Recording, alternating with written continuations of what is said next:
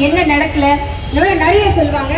இன்னைக்கு நான் பேச மாட்டேன்னு சொல்லிட்டு இப்ப நான் பேசுறேன்னு சொல்றாங்க. ஏன்னா அவங்களுடைய பாருங்க அழுதுட்டாங்க.